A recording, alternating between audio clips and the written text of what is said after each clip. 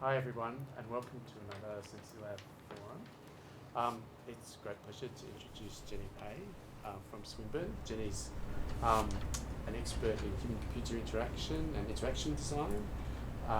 She's very generously agreed to talk on designing for interactions in domestic spaces. So thank you, Jeni. We're really looking forward to your talk. Thanks so much for coming. Thank you. Please join me in giving her a round of applause. Thank you. Okay, I'm super excited to be here. How many people are in interaction design or HCI? Okay, do you all know about the new Paay chapter that's forming in Melbourne? Certainly does, because she went to it. Yeah. So we're just forming a Paay chapter for people who are interested in computer-human interaction in Melbourne, and it's a really good. We want all of the universities and all of the practitioners to be part of it. It's our attempt to bring together practice and academia, and you guys are kind of sitting here trying to bridge it as well. So getting design practice involved in sort of the research practice as well. Hi, Yolandi. So if anyone wants to join that, you can email me. Oh, look, I haven't put it on there, but look, We'll pass your email. Pass my email around, and I can hook you up. We've had one opening inaugural event, which you went to. Did you? Oh, yeah. Yeah, it was fantastic with Stella and Jared from here, who couldn't make it today because he's on holidays. Yes. Okay. So what I'd like to talk about today, I'll get started on this. I've done quite a lot of interaction design work in quite a few different areas. If you look at my CV, it's quite a mixed bag, but there is sort of some method to the madness. It all connects in some way, which I'll talk about today, but with a focus on domestic spaces. So, wow, it's really hard to read. Okay, so domestic space, and if you've read some of Sarah's work, you'll see she also talks about this, that it is a really interesting and challenging place to do HCI research. So how do we actually work out what's happening in the domestic area? And you work in the domestic space too, don't you, Yolandi? Yeah, so it's something that I really enjoy doing and looking at. My key research is interaction design within the broader discipline of HCI, but my interests around how people place themselves and interact in different kinds of spaces. So my PhD was in public space, but I've gradually worked towards domestic space and everything in between, and I'm currently sort of doing some workspace related research. But also with that comes the thing, how do we study it? So there's been a lot of different ways on how to study people interacting in domestic space. It's challenging because they're in their private homes, and we want to understand basically what they're doing so that we can think about how do we add technology into this area, or even if we want to study their current uses of technology. So there are different techniques around.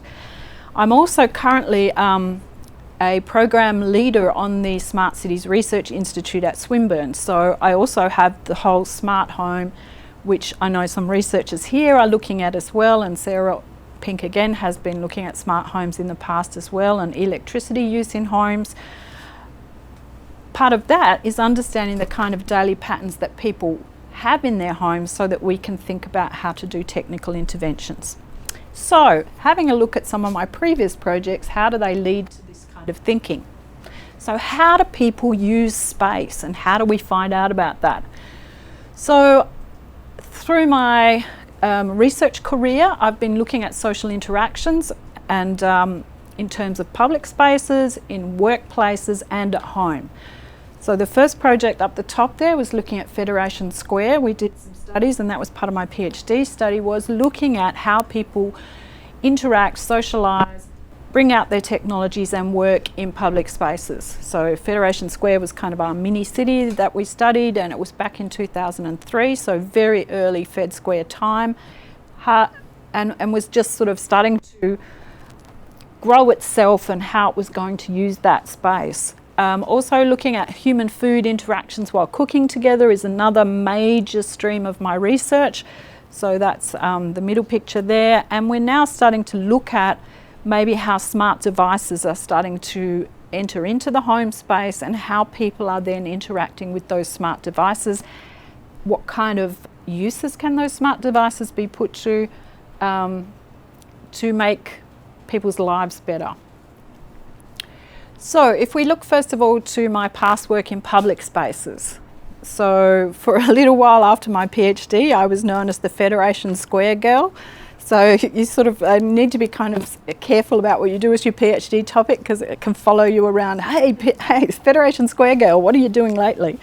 So what I was doing there was designing a digital layer of information that would overlay the city. Now this seems really ordinary now, but this was 2003. So city guides and knowing. Well, there weren't even smartphones. Smartphones started in 2006. So we actually had a Palm Pilot. We had a physical GPS strapped to our backs in a backpack.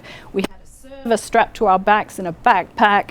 And we wandered around pretending that this Palm Pilot could actually tell where you were in Federation Square and give you information about the things around you. So for that, we were sort of just trying out these ideas of what happens if you take a physical space, what kind of digital interventions can you do, and how do people perceive this? How do they believe it? How do they feel about it? And we had people going, oh my God, this can tell where you are. And that was just so amazing at that point in time, that the gadget knew where you were and that it could give you information relative to where you were. So it was very interesting times. So the idea was that the technology would know about the buildings, know about what was happening in the buildings, and know about you. So it had layers of social interactions, and that is recommendations based on your past history, recommendations based on what your friends were doing. All of these things were kind of new ideas at the time. So what I was trying to do was understand how that combination of physical and digital environments would impact on the kinds of activities that people were doing, and how it would affect the kinds of activities, and how they would take that technology on board and even sort of come up with new ideas. So it was a research tool about trying to get feelings, and we evaluated it out in the field as well, which made it a little bit difficult.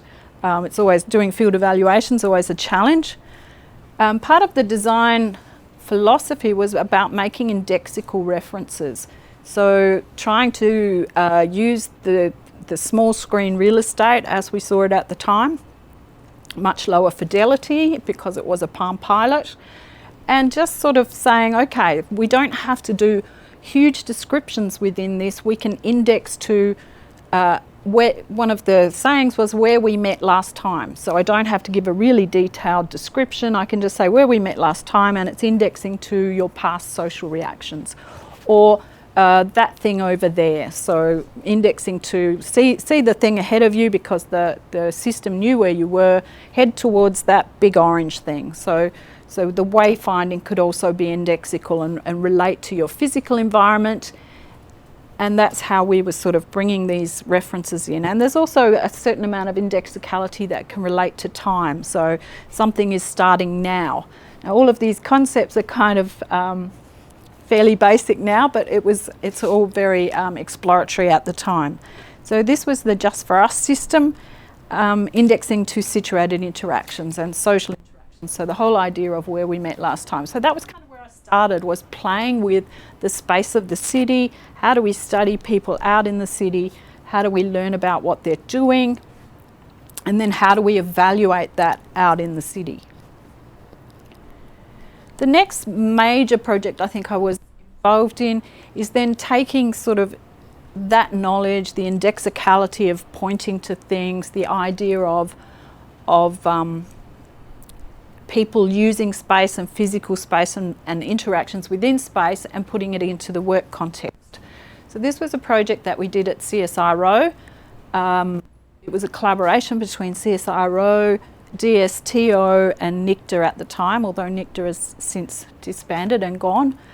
So it was across a few different states, but also the whole idea was we were trying to blend spaces within which people were communicating.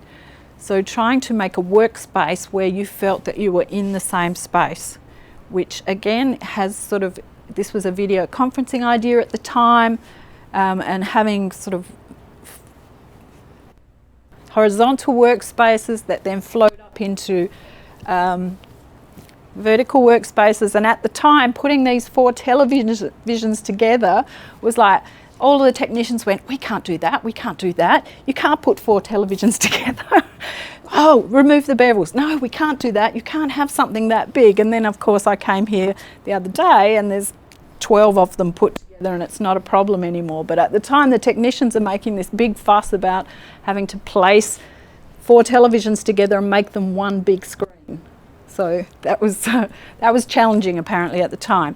So we call this the blended interaction space, and it's all about collaborating as if you were there. So again, it's sort of, we had a look at interaction proxemics and how that relates to your relationship to people, your closeness to them, and then your closeness over virtual space as well. So what kind of distances are happening over virtual space and how do they flow through to the way that you interact? So again, the impact of physical spaces, and we looked at table shapes, we looked at chair configurations, we looked at room configurations and room shapes and the shapes of backdrops and everything. The colours that we were using different purples, different shades of purple to make the whole thing feel as if it was one cohesive space. So a lot of this, the architecture and the design of the room, the table took ages to try and get that at an exact shape that would feel as if we were all sitting around the same table. So this whole idea of the physical space with a digital layer over the top. Some other research that I've been involved in are interactions in the home. So we're starting to move into the domestic space. This started when I was at Melbourne University. We were doing some intergenerational. It started with the Mediating Intimacy project, where they were looking at how to connect couples and keep them connected. And a lot of that happened within the home. So a lot of what we were studying was how do people operate within the home and how do their devices affect the ways that they interact in the home with your intimate partners, family. We then moved on to an intergenerational project, which was grandparents and grandchildren and how can they interact over technology, and then that moved into a grandparents and grandchildren over a distance. So remote grandparents, and sometimes it was just remote a couple of suburbs, but it could also be the other side of the world, although time zones then entered into it. But it was about getting these children, giving them a central concept with which to interact with their grandparents. This was a storytelling kind of app and you could draw on it as well, and it was just a really good way to get interactions happening between the grandchildren and the grandparents. And a lot of that had to do with we had to sort of work out how to study them doing this as well without influencing them. Also we had a few power applications, Power Advisor, Power Viz, and then eco forecasting, having a look at people's power consumption behaviours in the home and then designing for that. So again, having to study the kinds of domestic practices they were doing, looking at the kinds of places that they were placing these devices and how they built into the fabric of the way that the family behaved. A study I did Yvonne Rogers was the Makey study, and again we sort of took these Makey devices into these older adults' homes. We got groups of older adults and asked them to basically use this technology to envision the future and think about what technologies might be available in the future home. So it was kind of a smart homes project, getting them to play with technologies and then think, oh, yeah, it'd be really good if I could control my windows and my doorbells from where I'm sitting here at the table. So they started thinking up different kinds of ideas about how they could use technology. So we were trying to get them to come up with creative solutions for new technologies in the home. But again, all of these kind of studies were all about going into the domestic space and really trying to understand the way people were behaving. And the final one that I'm going to talk the most about today is called Kitchen Stories. So it's about cooking together, but we also did some kitchen kinesthetics, looking at how people actually interact and touch each other within those spaces while they're doing the cooking activities. So how do we study this? How do we study people cooking together and the whole commensality around food and the sharing and how people get together over food? So there are several ways to study it. This is just a small list of the things that we've played with over time. So first of all, observing what they do, just trying to sit there quietly and watch them. How do people interact in their kitchens? Another one is digital ethnography. Now there's some very different interpretations of what digital ethnography can mean. From our point of view, digital ethnography was about having a look at YouTube videos and seeing how people represented themselves and their homes within those videos. So that was a particular take that we had. Also, cultural and technology probes are another way to get into the home. So you either give them a cultural probe. Does everyone know what a cultural probe is? Is there anyone who doesn't know? Okay, good. And a technology probe, you create a piece of technology and put it in there, which is kind of what those Power iPads were. We created a design, we put it in the home, and we studied how they used it. There's also this new area that we've started doing some work in, which is design provocations or prototypes, and that's about designing like a technology probe, but one which provokes people to act differently to how they might ordinarily act, or provokes them to make choices that help us see where their borderline choice making is. So if I'm going to turn the power off, how much would you pay to keep it on? Or if you have to wash between 8 p.m. and 8 a.m. the rest of the time the power's not available. How are you going to behave? If you want to wash outside those times, there will be a punishment or some problem. You have to sort of pay extra, or you lose points or whatever. So these provocative technology probes going into the home and then studying how people react and act around those different devices. So I'll go into this cooking together project a little bit more in detail. So there is a fantastic film called Kitchen Stories, or Selma Kokken. Is it there? It's a Norwegian film. Has anybody seen it? Oh, you really need to put it on your bucket list. So it's a real story. Around the 50s, the Swedish government decided to study Norwegian single men and their cooking habits. And they seriously did this by taking the umpire chairs, sitting them in the corner of the kitchen and sitting on there and noting down all the behaviours, tracing the patterns of where he moved, and basically doing a sort of ethnographic study of people in their kitchens. And this is something that actually happened, and they all were sent off in their caravans. This is the story of one of those researchers. And of course we can't do this, but the story of the researcher it's a fantastic movie. This guy starts cooking in his bedroom just so that the observer can't see him, because the observer has to stay in the kitchen. So he would be up in his bedroom with a tiny little gas fire cooking his dinner just so he couldn't be observed. So it's a very interesting thing about how researchers and users interact within these kind of studies. So we can do direct observation, as in the Kitchen Stories movie, but it's not always the best idea. So how do we access a wide range of people and homes and their different activities without, it also takes a long time to actually go to a lot of different kitchens and sit and study them. So digital ethnography is a way that we determine to have a look at how to try and gain some access to a lot of people in a lot of homes by studying the digital media, and in this case the YouTube videos that people were making of themselves cooking. So it was people sharing their own home cooking experiences. Oh, somebody's email. I hope this doesn't stop it working up there. Okay, People sharing their home experiences. So, we know cooking is more than just the activity of producing food. Cooking is about being together. Cooking is a physical and intimate activity. We get together with family, we get together with friends.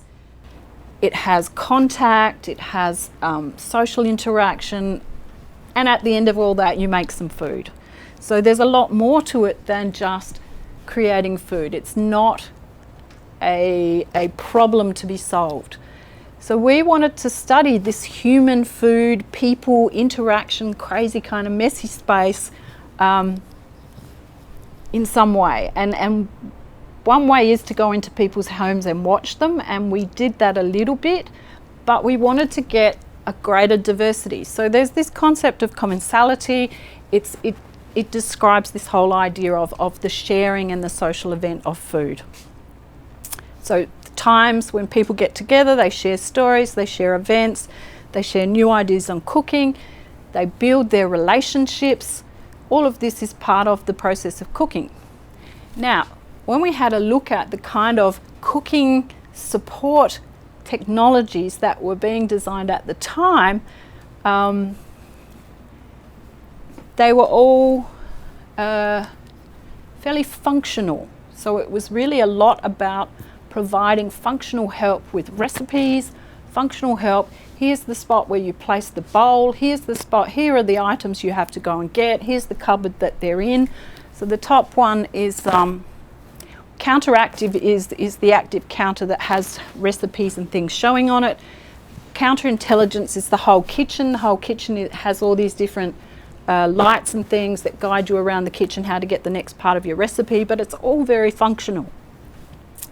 This one also is facing you, showing you where to put things on the stove, how to cut things. Again, a very functional interaction. It's actually a video that you watch and it guides you through the cooking. This one's a recipe sharing app. This was Not Enough Cooks. And the final one is called The Living Cookbook, and that got a little bit closer. It sort of talked about maybe 2 people could use the cookbook at the same time. But this was kind of all of the cooking together apps that were happening, technologies that were happening at the time. How to connect people with information about how to cook, and a little bit of connecting people together. Now, we were trying to extend this concept of cooking into the intergenerational research that we'd done earlier about connecting grandparents and grandchildren over a distance. So we thought, well, you know, they can tell stories and they can colour in a picture together, but also it would be nice to have this intergenerational cooking sharing, or even friends cooking sharing in different parts of the country or different parts of the world. Can we have that social aspect to cooking as part of these digital collaborations or these digital interventions? So it's sort of bringing together that grandparents-grandchild connection. It's bringing together the workplace video conferencing thing where we're trying to blend the spaces to help people interact together in a cooking environment. So it's kind of, it started off thinking about cooking over a distance, but it was kind of then taken through in trying to understand what it is, how do people cook together. So,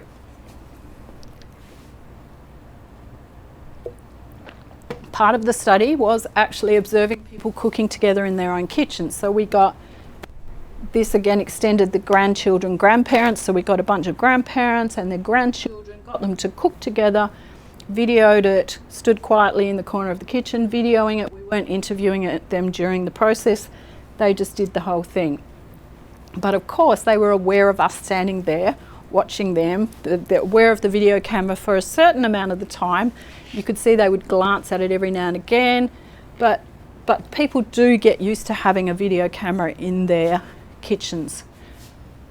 So intergenerational focus, looking at interpersonal interactions, both social and physical. What did they say to each other? How did they cooperate on shared tasks? How did they interact with artifacts? And how did the physicality of the kitchens, the spaces, the way the spaces are designed, have some impact on the way people were interacting and the kinds of juxtapositions that they were having with respect to each other and the way that they were communicating. But this was 6 families, and it took us months to line up the observations, to actually do the observations, and we got 6 houses, 6 different pairs of people. So it wasn't a very fast process. We got a lot of video, but it was quite a slow process, and we thought, well, how do we get access to a wider set of people and contexts? So we came up with this idea much in a kind of a parallel world to, at the same time as Sarah Pink was starting to think around digital ethnographies. We were coming up with the same word. We didn't know what Sarah was doing. I don't think Sarah knew what we were doing. Sorry, Mike guy. I don't think Sarah knew what we were doing, but it was just kind of happening in parallel that we were starting to think about, hey, I saw a presentation in 2011 in Iceland where they had started to study the way people were teaching music on YouTube. And I just went, oh, YouTube, that's really interesting. And Jeni Priest was starting to look at social interactions on the web and different social media applications. And we just got this idea, if we were to look at YouTube, we would get access to a lot of different homes and a lot of different people and a lot of different cooking situations. So let's have a look and see what's there. So basically we thought, I did a search on the term cooking together. So we thought what we really want is it's got to be more than one person. And so we wanted to be able to see how people interacted. What kinds of things did they do? How did the physical kitchens affect the way that they behaved? How did they touch each other? How did they talk to each other? All of these kind of things. So what it did was gave us a view into people's lives through their own videos. Now, the first thing that people said to us was, oh yes, but it's all posed. It's all, you know, people are very aware and they're acting to the camera, and there were a few of them, but it was surprising how few there were. So most of these, they would just set a camera in the corner and just do their family stuff. So it was quite interesting, the number of videos that were just taking a snapshot of their daily lives to share with their grandmother or share with family members or whatever. So some of them would have a few notes there so you could tell what their motivation was. These two actually set up their own cooking show, so people had their own home master chef type cooking shows, which was kind of before all this excitement over cooking shows on television. Some people, like this girl, wanted to document her mother's migration story and the kind of cultural cooking that, so that it wasn't lost, so that her generation did not lose information about her. So her mother was in the war and survived, sort of living through that, and then went to America and those kind of stories. These guys were just chatting. They just set up a video camera and they were just chatting away about the kind of things you might stand and talk to your mum about, but just recording it all. And this one was a little bit more set up, but there was this variety of different ways that people were treating this medium and thinking about how they were going to represent things. So we had a view into people's lives, and people were sharing cooking experiences, and the thing that we really liked was a lot of it was just in their home kitchen. It was just their domestic space. You could see what kind of kitchen they had, you could see how they used those kitchens. All of it was just like having a little peephole into their houses. So we could see how they interacted with each other, we could see the different kitchen layouts, the kind of artifacts that they had, the way that they interacted around the food, and for a lot of part this feeling of what role was the remote audience playing in their video. So was I a participant as I was watching this? Was I a voyeur? Was I included in this? It was very, very different on different videos. So how did we analyse that kind of data? How do we get a feel for it? Basically, we use Proxemics, so having a look at the distances. So Proxemics is about analysing social interactions based on activity, space and artefacts. And this idea of perceived distance and intimacy. So how close you are has a lot to do with the intimacy of your conversation, and also a little bit about the way that you place yourself. But mostly from 0 to 45 centimetres is regarded as intimate. 45 to metre 20 is personal, and so there are these different classifications and ways of looking at the way people place themselves. We also used F formations by Kendon, which also looked at the way people actually place themselves in different conversational contexts. So what kind of discussions are they having when they're side by side? What kind of discussions are they having face to face? These are usually a bit more aggressive. These are kind of chummy, chatting over something that's over there. This is a little bit more involved, and this is very much forming a circle that keeps people out. So there are these different ways, depending on the kinds of conversations that you're having, that you place yourself. So we use these to look at cooking. So how are people placing themselves in the kitchen? What does it mean when two people are standing in these formations? What kind of activities are they doing? So we took a lot of videos, started with 169 videos at a particular time with a particular search term, which was just cooking together, collected all of them, ended up with 61 in my final set after getting rid of duplicates and crazy people. And so some of the things that came up was, one was a guy cooking spiders. So you do get random things. If you type in a search term, you just have to go, okay. And one was about a man singing a song about, hey baby, you're really cooking. It's like, okay, that's not really what I'm looking for. So out of 169, we ended up with 61 videos, and we then decided we would try and analyse these, analyse the content of these videos along different aspects. So the first one was to kind of sort them into types of categories. So there was family life, family cooking, there was some celebrities cooking, some people had made amateur cooking shows, there was some professional cooking shows, some were sort of documentaries, like the girl talking with her mum about her post-war experience and her migration to America. Some were educational, and some were just straight advertising about different cooking schools or whatever. The interesting thing was how we chose to analyse this, and an important part of that was, of course, the physical layout of the kitchen.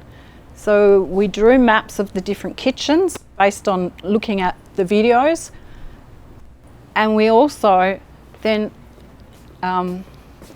mapped out the places that people were standing within that space, and where the camera was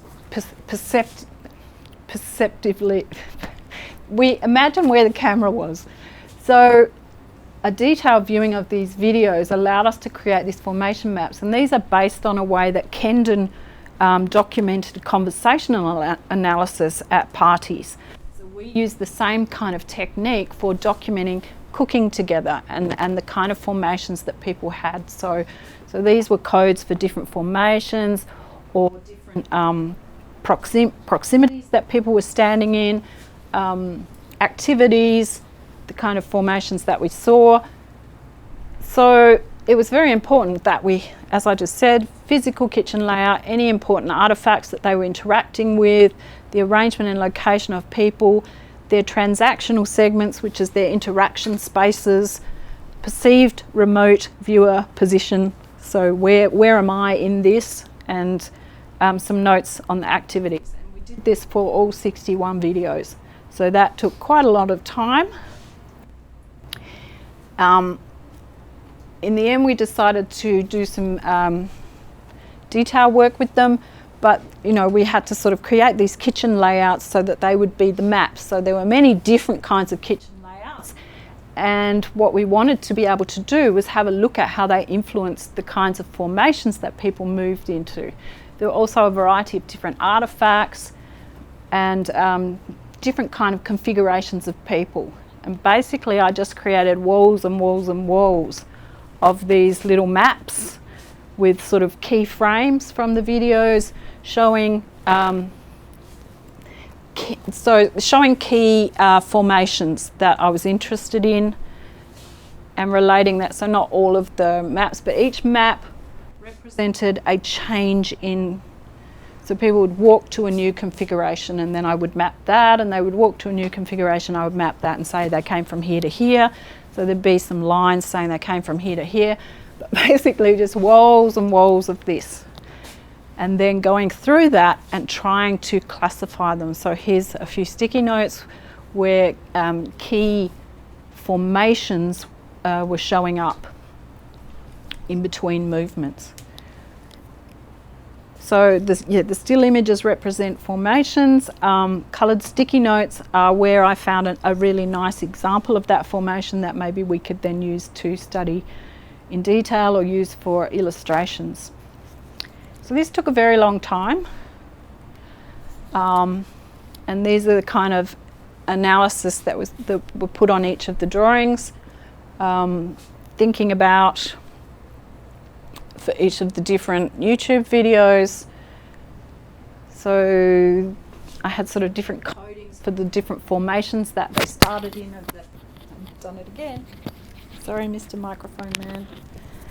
The formations that they started in, kinds of activities they were doing, and somewhere in here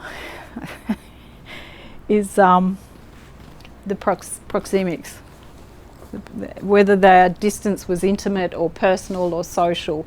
So getting a sense of also not only what kind of formations and how did the design of the kitchen affect that, but also how close were they. And that was kind of an estimate that I had to make based on the size of them and the size of the dimensions of the kitchen. So what did we find? We found quite a few different formations or F formations that were associated with and related to different tasks. So there were three main kinds of tasks that we saw. People working on related tasks, people working on independent tasks, and people working together on a shared task. So these kind of main tasks were happening where these very close and important formations were happening, these intimate sort of get-togethers that happened. There were also four kind of collaboration-oriented actions. So people could be observing, they could be checking, they could be helping, or they could be showing. And these kind of also affected the way that people set themselves up in space and with respect to the kitchen design. So how do people interact? Well, we very much saw the kitchen as a place for this shared experience and interactions that were happening. We identified 1,592 different scenes in the 61 videos, and 929 of these scenes involved two or more cooks in different formations. There were interactions with a cooking partner, but I also added in when there was a remote partner, which was me as the person watching the video. So when did they involve, when did they look to the, oh, I'm so sorry. If I had a pocket, then this could go in the pocket. I need a pocket. Okay, so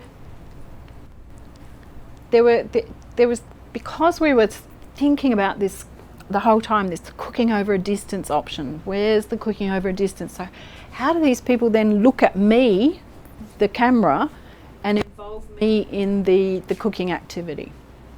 So what we found was that 4 of Kendon's formations that were present in conversational context were also very present in the cooking context. And that is standing side by side, standing in an L shape, standing in the facing shape, and semicircular. But we also discovered that there were 4 new kinds of formations that you don't find in a conversational context that were a very strong part of the cooking context.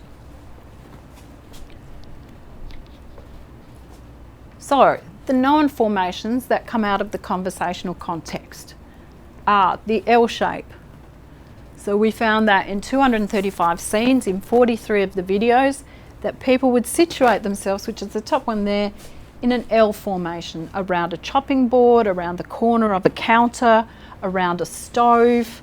So again, it was part of coordinating onto a shared mostly coordinative cooking, but also around the design of the kitchen. We had the side-by-side, which was in 218 scenes of 46 of the videos, and that's often when you're working on independent tasks. So not so much the shared task, but the independent task. We had face-to-face, and again you needed something like a kitchen island to make that possible, and then 3 people around something in the circular formation. So again, these kind of numbers that we found these things in. The new formations that were really just part of the cooking thing was this very odd kind of what we called a wide V shape. Again, it would have been an L shape in the conversational context. So you're turning to talk to each other, but because you're on a flat counter, you don't quite make it to the L. So it was a very specific thing when people talk to each other, but have a counter in front of them. So they're turning a little bit, but they don't get to the L. Another one, which we called spooning, is when people come up behind the person in front of them. They're looking over their shoulder to help them. They're looking over their shoulder to advise them.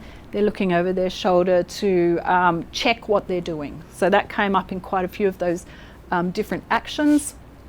We also had something called the Z shape. Again, doesn't happen in a conversational context where, Yolanda, you're my model, where you wouldn't normally stand and chat like this in the real world. But if Yolanda's looking at something over here and I'm doing something in the kitchen over here, then this formation, or if we're just crossing paths in the kitchen, it happens quite a lot that you sort of turn and talk to each other while you're facing in opposite directions. So that was really specific to cooking as well. We had the reverse L shape, again, a lot to do with the kitchen context, but again, you wouldn't naturally sort of stand, I have to go over here, that's it. This is the reverse back, and we sort of talk like this. That's not a normal conversational context, but it happened quite a lot in the kitchen, and we actually emailed Adam Kendon and said, hey, we found these 4 new cooking formations, and he was kind of excited about that. He sort of said, yeah, of course other things happen depending on the context that you're in and the kind of objects that you're there and the physicality, but it was still a good way for us to sort of look at cooking and activities and sort of think about how part of it is just trying to quantify in a small way what people do and how often they do it within a kitchen, because if we're going to create some technology that's going to support this, we have to sort of think about what people actually do.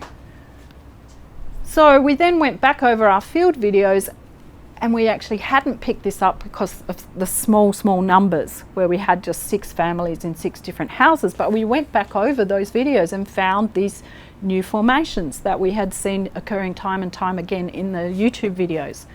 So the wide V when they were sharing cooking over a stove, the spooning as the grandmother was telling the grandchild what to do, the Z-shaped where they're just kind of passing stuff to each other in the kitchen as they move, and the reverse L as they're working on 2 different counters that are perpendicular to each other. So we were very interested to see that these formations actually came up in our observations of people cooking together. So then we went back to these technology interventions and went, okay, so the standard video conference thing that everyone was producing was this vis-a-vis, face-to-face. I'm facing this head-on, I'm facing that head-on. I'm standing here and I'm cooking with someone else this way, and it was kind of, they kept doing that kind of video conferencing thing. Yeah, I'm just going to stand here and face the screen and talk to the screen. But this is not how people cook. This is not part of how you interact with each other, how you talk to each other. how you focus on the food as well as the people, it's just not what happens in the real kitchen. So we sort of went back and looked at them and went, okay, all of these are doing this vis-a-vis formation, which we found, but we found a lot of other formations as well.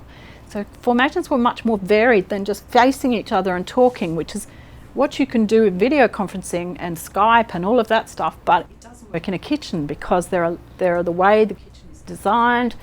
There are different kinds of communications, collaborations, interactions with artifacts, interactions with the food and each other that happen in a real kitchen. So yeah, the spooning one we saw quite a lot of, and of course, how do you support that with technology? How do you support that feeling of someone coming over your shoulder to help you, someone coming over your shoulder to advise you? So it was happening quite a lot in the YouTube videos, but not supported at all in the existing technology designs. So we'd started with this kind of idea. Here we have Skype. What if we put it at the end of the bench and we get ourselves into the L shape? So just playing around with laptops and getting a feel for what if you place the person who you're cooking with over a distance into these different configurations. So seeing the kitchen as a space for social interaction, where you have a shared activity and you can then have a social interaction over the top of that. So that, again, what we found when we were doing the grandchildren study was that grandchildren facing a Skype with their grandparents just freeze. How was your day? Yeah. And what did you do at school today? Stuff. Like, it's really hard. So that's why we started having the storytelling and the colouring, because, oh yeah, Grandpa, look at this, blah, blah, blah, blah, blah, and then they start talking. And it's the same. We had a niece who was really hard to get talking, and as soon as we put her on the other end of she's cooking, we're cooking, then she starts chatting away. So it's having this activity that is a shared activity that makes it much easier to have a conversation. So we wanted to make this idea of smart cooking spaces or future cooking spaces or connected cooking spaces still giving that meaningful, positive social food experience. And at the same time thinking about the role that digital technology might play. So some of the ideas, we had a few design ideas that we came up with, the placement of video screens not being face on, but having this, we're on the same counter, we're sort of side by side, or we're in a Z formation, that kind of possibility, or multiple connections. So being aware that people have different configurations, can we have multiple connections into those configurations? And remembering that spooning's important, the over-the-shoulder view, and having a design that makes the remote cooks feel co-present as an important part of that interaction. So what did we learn? Well, the focus was on studying the ways that people orient to each other and establish those formations. We used Proxemics to get a sense of the intimacy of those different formations. So we found different levels of intimacy in each of those formations, and the way that the artifacts and the architectural features had an effect on the different configurations and the different activities that people were doing. So YouTube was a really interesting way to get at a wide variety of experiences, but of course it's limited, and we were aware that it had this limitation, that some of the people were self-consciously setting up the view into their house, but quite a few weren't. So it is limited, but it did give us an interesting and a lot of data in a short amount of time. So the joy of digital ethnography, the data was user created and did give us access to homes, but is it really representative of people's behaviour? Anecdotally, it feels like it, but we didn't then go into contacting the people and interviewing them or anything like that. And what is the effect of the presence of that external camera or that external audience? And I would say that today people don't care.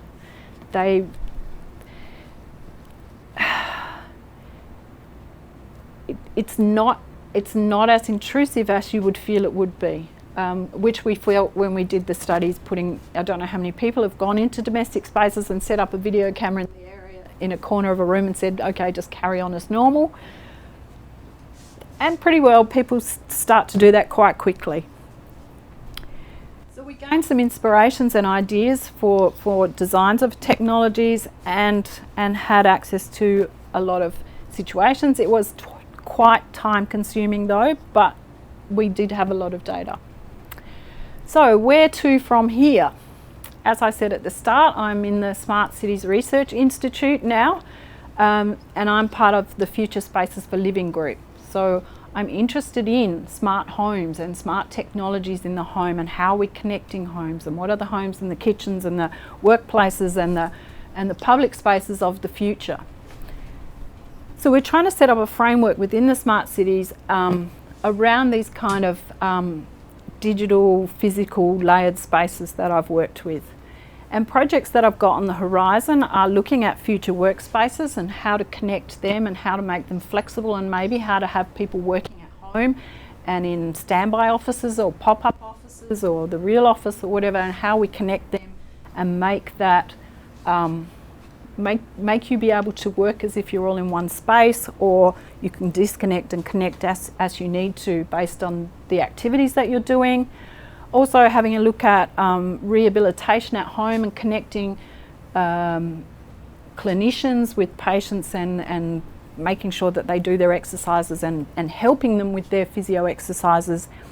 And also the latest one is having a look at user experience in non-gaming VR environments. So projects that are on the go, digital personal assistants in the home, trying to get people to get involved in exercise, and also we'll be involving that with the physiotherapy rehabilitation. Provocative designs that try and make people stop using their mobile devices at dinner time and at family time, so that we can go back to that whole commensality idea with families sharing their days and whatever over food. Virtual spaces where people interact with each other or with avatars, with a focus on the physical space. So not going in there to achieve a gaming aim, but where the physical space, the design of the physical space, the design of the environment, how you react to that environment, how you believe that environment and feel the space, are important aspects of that experience. So we're looking at spaces that no longer exist, so learning about lost architecture. We're sort of modelling pavilions from the World Fairs that no longer exist, perhaps for learning about the innovations of the past, inspiring innovations in the future.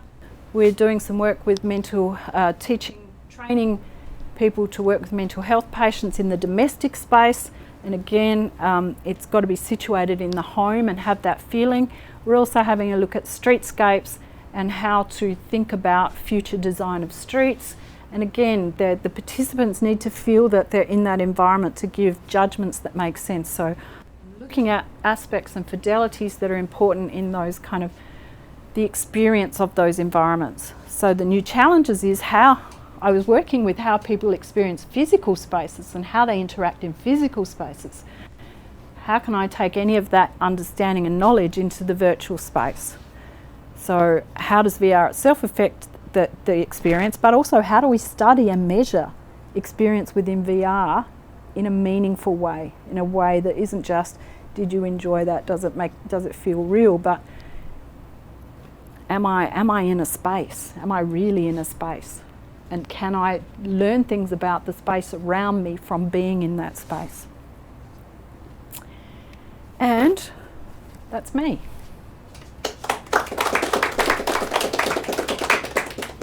So we have time for a few questions. If anyone has any questions for Jeni?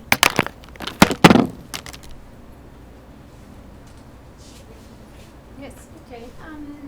Thank you, it was great. The counterintelligence and counteractive technologies, did any of them involve the kind of other person sharing experience? Or No, they were very much designed for people who were maybe even dementia people who were forgetful and couldn't work out where the pots and pans were, so it had that kind of application. But I think there was also initially it was kind of done by a group of single boys at MIT who just wanted to know how to cook. And am I right in thinking it just didn't really stick? It didn't go anywhere. Yeah. I think like all research projects, I think it just, as far as I can tell, it just folded and funding went elsewhere because it's really hard to find their websites. They had these really good websites going about 10 years ago and they've just disappeared. So would you say that the lack of sort of human sharing experiences would be a significant part of why those approaches didn't? There's really not much in this area anyway. Not all of these didn't really go forward to anything. But there's some beautiful ideas within the counterintelligence. There was one of the ideas was that the tap, when it was hot water, it put a red light down on the water, and when it was cold water, it put a blue light down. So you never stuck your hand under hot water. You could see. You were getting this sort of secondary feedback, and that was a beautiful, elegant, simple idea, and that was in 2005 or something. And I've seen a commercial product since maybe in the last 5 years that had the same kind of thing. So I think some of these ideas get borrowed and taken elsewhere.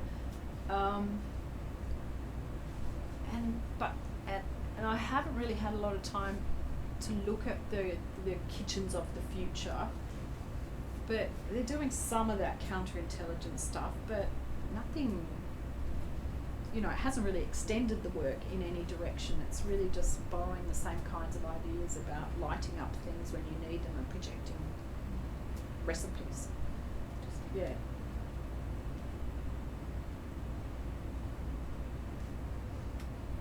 Other questions? No? All right, well, let's Well, thank it was Jeni. all clear then. It was very clear. Let's thank Jeni once again for a great talk. Thank you, Jeni. Thank you. And thank you everyone for coming too. Yes. Please come to the next